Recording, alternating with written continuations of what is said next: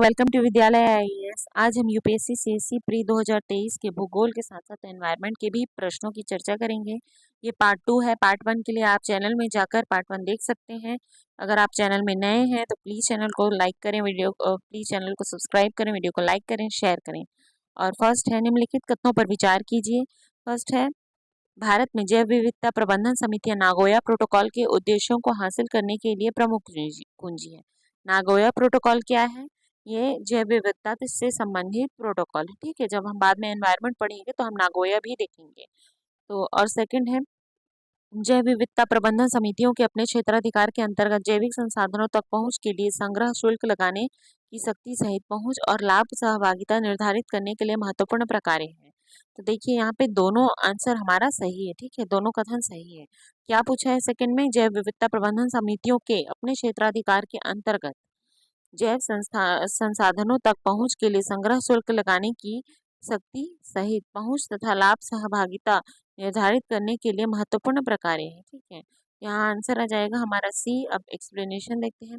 भारत में जैव विविधता प्रबंधन समितियां, बीएमसी कहते हैं इसको, बीएमसी, नागोया प्रोटोकॉल के उद्देश्यों को हासिल करने में अहम भूमिका निभाती है। साथ ही इन समितियों के पास अपने क्षेत्राधिकार में जैविक संसाधनों तक पहुंच के लिए संग्रह शुल्क लगाने का अधिकार होता है।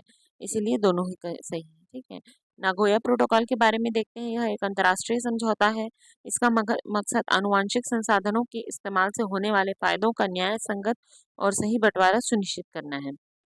यह प्रासंगिक तकनीकों के हस्तांतरण और आनुवांशिक संसाधनों तक पहुंच सुनिश्चित करता है। यह कानूनी निश्चितता बढ़ाकर और लाभ साझाकरण को बढ़ावा देकर आनुवांशिक अनुसंधान को बढ़ाता है। बीएमसी का मुख्य काम क्या है? स्थानीय लोगों की सलाह मशवरा लेकर जन जैव विविधता रजिस्टर तैयार करना है। इस रजिस्टर में स्थानीय जैव विविधता संसाधनों की मौजूदगी, उनके ज्ञान और उनके औषधि या किसी दूसरे इस्तेमाल के बारे में जानकारी होती है। ठीक है, ये क्या करते हैं? स्थानीय लोगों को सलाह देते हैं और उनसे सलाह लेते हैं। किस लिए? जैव विविधता का रजिस्टर बनाने के लिए।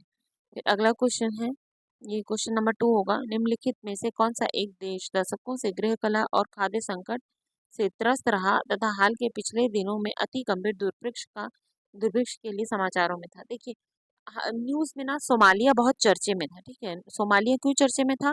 क्योंकि वहाँ क्या चल रहा है? खाद्य संकट चल रहा है और पिछले कुछ दिनों बहुत बड़ी भूखमरी आ गई थी। इसी को दुर्भिक्ष बोल रहे हैं। देखते हैं, दशकों से गृह कला और खाद्य संकट से त्रस्त रहने वाले सोमालिया देश के ने हाल के दिनों में अति गंभीर दुर्भिक्ष के लिए समाचारों में अपनी जगह बनाई।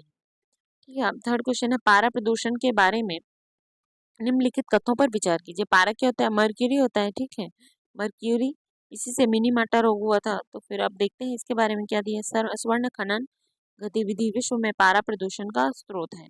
कोयला आधारित उष्मीय शक्ति संयंत्र से पारा प्रदूषण होता है। पारा के संपर्क में आने का कोई ज्ञात सुरक्षा स्तर नहीं है। देखते हैं इसका आंसर क्या है। केवल 2।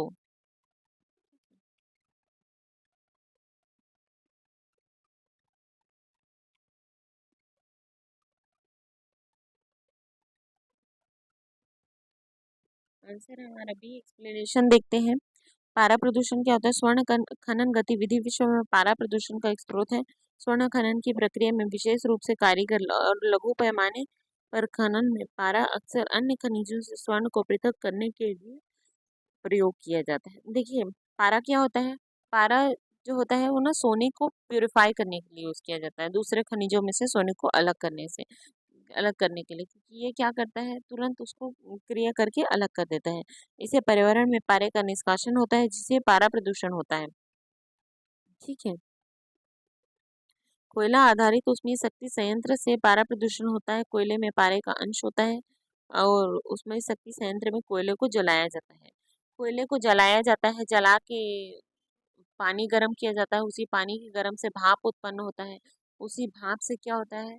टरबाइन चलता है और जिससे बिजली उत्पन्न होती है। ठीक है, तो ऐसी बिजली का भी उत्पादन होता है। जो पारा प्रदूषण का तो जो कोयले में जो पारा के अंश होते हैं, उन्हीं से क्या होता है? पारा निकलता है। पारा निष्कासित होता है, वायुमंडल में इसका प्रभाव होता है, जिससे ये नुकसानदेह हो जाता है।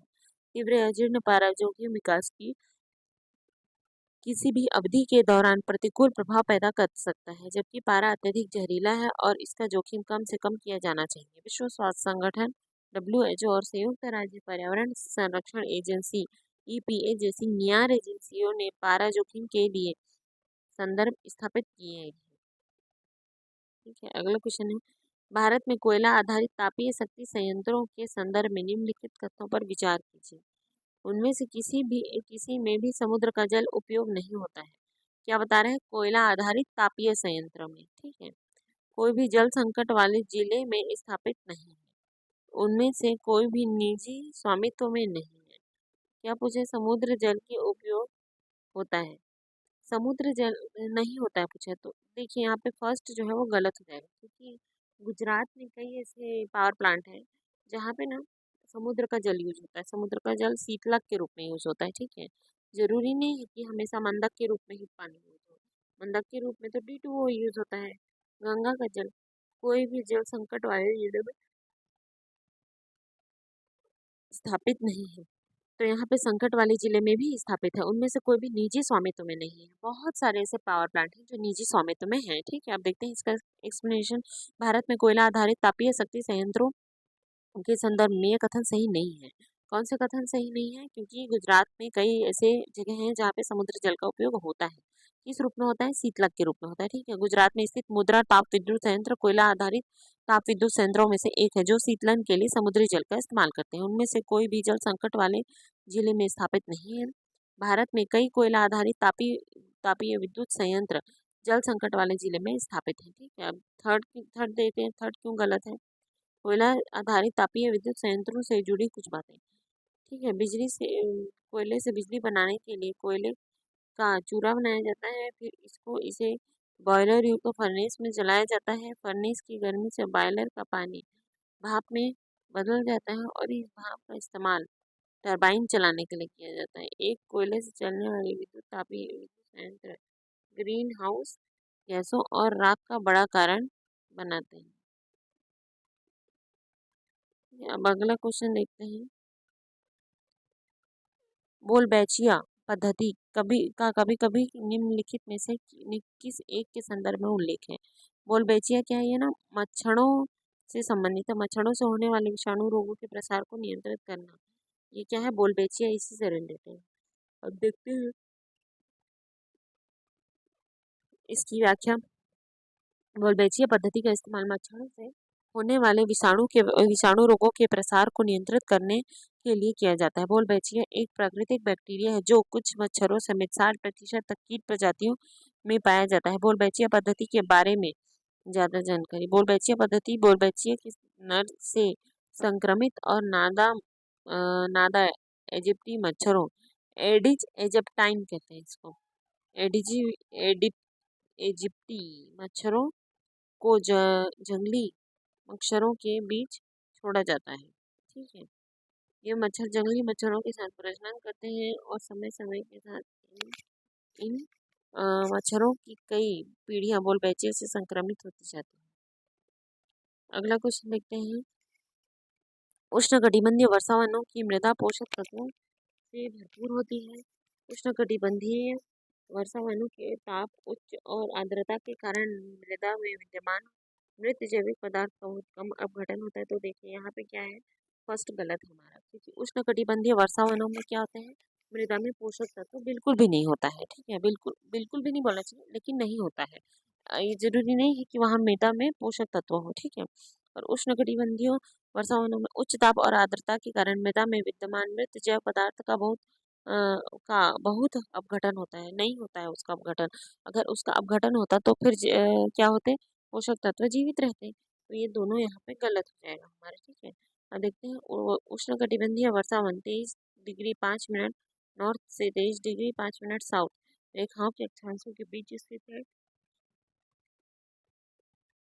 उष्णकटिबंधीय वर्षावन मध्य और दक्षिण अमेरिका, पश्चिमी और मध्य अफ्रीका, पश्चिम भारत, दक्षिण पूर्व एशिया, न्यू गिनी के द्वीप और ऑस्ट्रेलिया में पाए जाते हैं। उष्णकटिबंधीय वर्षावन अपनी प्रभुत्व वनस्पतियों और उच्च जैव विविधता के लिए जाने जाते हैं। हालांकि इन परिस्थितियों में तंत्रों में पोषक तत्व बड़े पैमाने पर मृदा के बजाय जीवित जीवों में निहित होते हैं।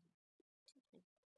अब अगला क्वेश्चन है हमारा, पृथ्वी के वायुमंडल के संदर्भ में निम्नलिखित तथ्यों पर एक में से एक सही है। फर्स्ट है, भूमध्य रेखा से प्राप्त होने वाले सूर्य ताप की कुल मात्रा ध्रुवों पर प्राप्त होने वाले सूर्य ताप की कुल मात्रा का लगभग 30% होती है। ताप की किरणें सूर्य ताप से लगभग 2/3 अवरक्त किरणें क्या है, 2/3 भाग। फिर अवरक्त तरंगे निचले वायुमंडल में संकेंद्रित जलवाष्प द्वारा बृहद रूप से अवशोषित होती है, बृहद रूप से अवशोषित होती है। ठीक है। और थर्ड है, अवरक्त तरंगे विकिरण के विद्युत चुंबकीय तरंगों के दृश्यमान स्पेक्ट्रम के भाग होते हैं। इसका आंसर क्या है? सही आंसर है सी, 3। ठीक है। आप देखते हैं एक्सप्लेनेशन। हालांकि यह सत्य है कि भूमध्य रेखा अधिक सीधा सूर्य प्रकाश प्राप्त करती है और इसलिए भूमध्य रेखा पर ध्रुवों की तुलना में अधिक सौर ऊर्जा होती है, लेकिन यह इसलिए भूमध्य रेखा पर ध्रुवों की तुलना में अधिक सौर ऊर्जा होती है, लेकिन यह अंतर 10 गुना होता है। ठीक है। पृथ्वी के वायुमंडल के संदर्भ में निम्नलिखित कथन सही है।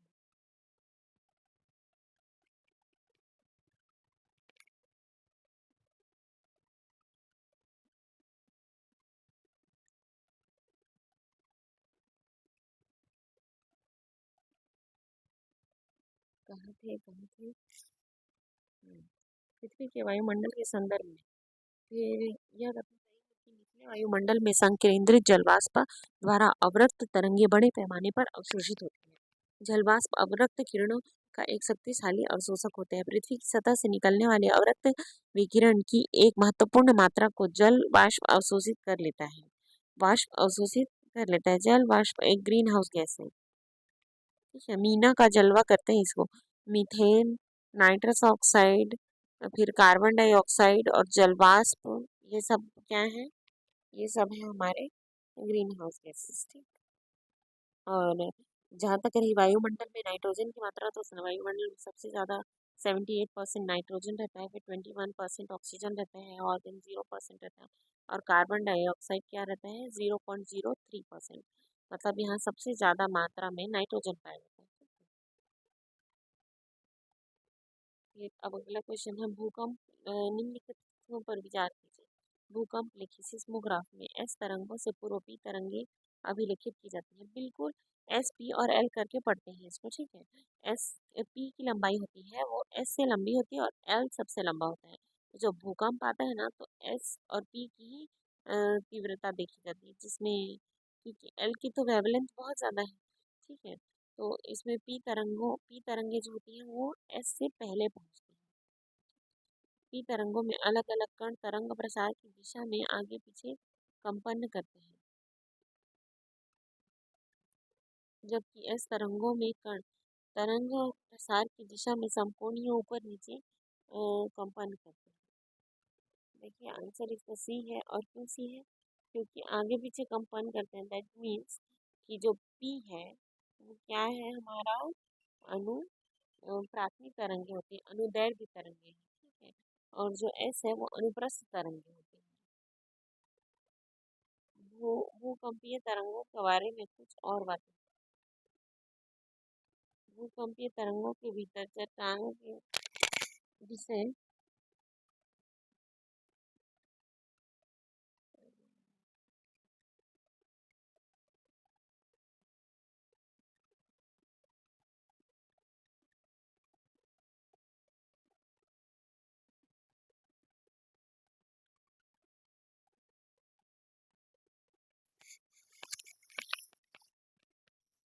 देखते हैं कहाँ थे हम लोग।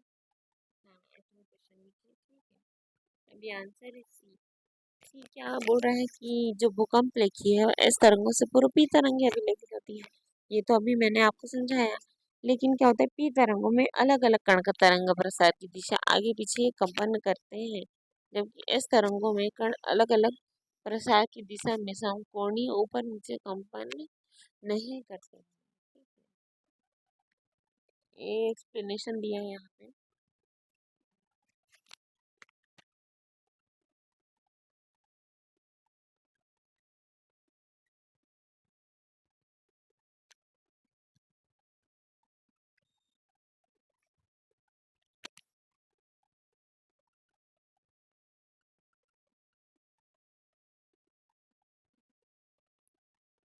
पहला क्वेश्चन है हमारा, निम्नलिखित तथ्यों पर विचार करें। क्या कथन दिया है? ग्रीष्म ऋतु में महाद्वीपों और महासागरों के बीच तापमान विपर्यास शीत ऋतु की अपेक्षा अधिक होता है। जल की विशिष्ट ऊष्मा भूपृष्ठ की विशिष्ट ऊष्मा की अपेक्षा अधिक होती है। उपर्युक्त कथनों के बारे में विचार कीजिए। अब इसमें आंसर क्या लिया है? आंसर लिए है यहाँ पे फर्स्ट।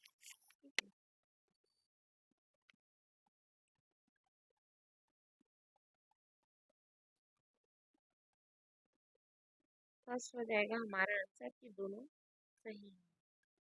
अब देखते हैं 10वां क्वेश्चन और इस वीडियो का लास्ट क्वेश्चन। तो अंतरिक्ष में पिंड और वर्णन करना है के बारे में क्या क्या है।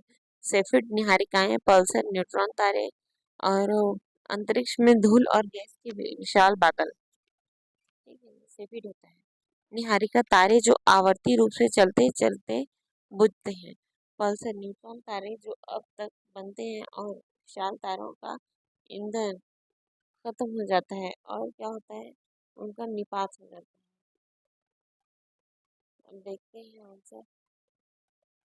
आंसर हमारा सेल्फिड। ठीक है, ये अंतरिक्ष में धूल और गैस के विशाल क्या होते हैं, बादल पाए जाते हैं, जिसको हम क्या कहते हैं, जिसको हम कहते हैं सेफिड। ठीक है, बस सेफिड ही सही। सेफिड वास्तव में एक प्रकार का परिवर्तनशील तारा है जो समय समय पर चमकता और मंद होता है, न कि अंतरिक्ष में धूल और गैस के विशाल बादल हैं, अतः एक युग में सम्मिलित नहीं है। सेफिड गैलेक्सियन सेफिड गैलेक्सी और पैरा गैलेक्सी दूरियों को नापने के लिए महत्वपूर्ण पिंड है। सेफिड परिवर्ती चमक और क्या बोलते हैं, इसकी शक्ति अवधि के लिए एक महत्वपूर्ण कीमत है।